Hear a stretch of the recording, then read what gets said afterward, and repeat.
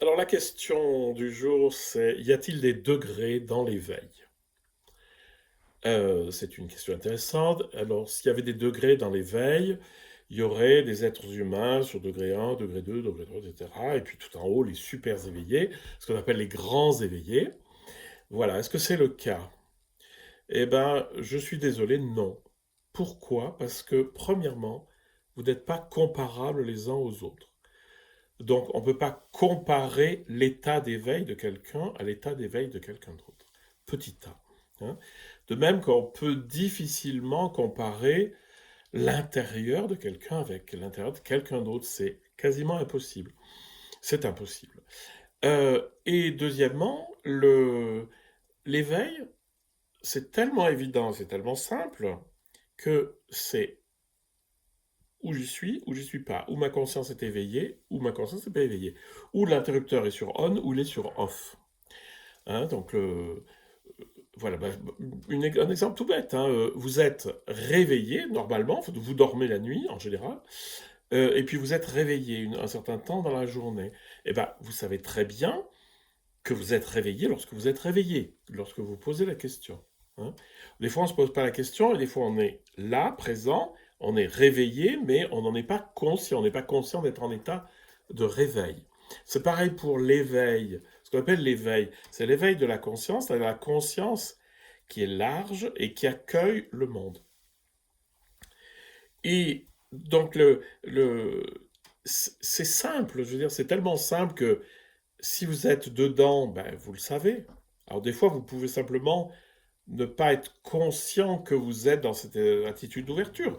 Hein, Thérèse d'Avila va bien le dire. Elle va dire, des fois, c'est comme si cette espèce de présence à soi-même, c'est comme si vous étiez avec des gens dans une pièce, puis on ferme les volets, vous voyez plus les gens, mais vous savez qu'ils sont là. Hein. Donc cette conscience ouverte de l'éveil, euh, elle est là ou elle n'est pas là. Elle n'est pas là lorsqu'elle est obscurcie par le voile du mental. Donc, on peut décrire différentes phases psychologiques de développement, de pratique, et de tout ce que vous voulez. Tout ça, c'est calculable, tout ça, c'est mesurable, et tout ça, on peut en faire comment dire, des étapes de la vie spirituelle. Mais en fait, vous mesurez pas l'éveil. L'éveil, c'est vous l'avez ou vous l'avez pas, quoi. C'est-à-dire que vous êtes réveillé ou vous dormez, quoi. En gros, c'est ça.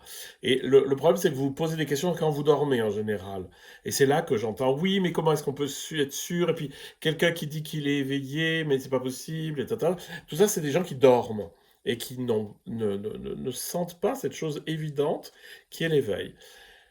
J'en profite pour vous dire quelque chose, c'est que on présente souvent l'éveil comme quelque chose de rarissime, et on parle des grands éveillés.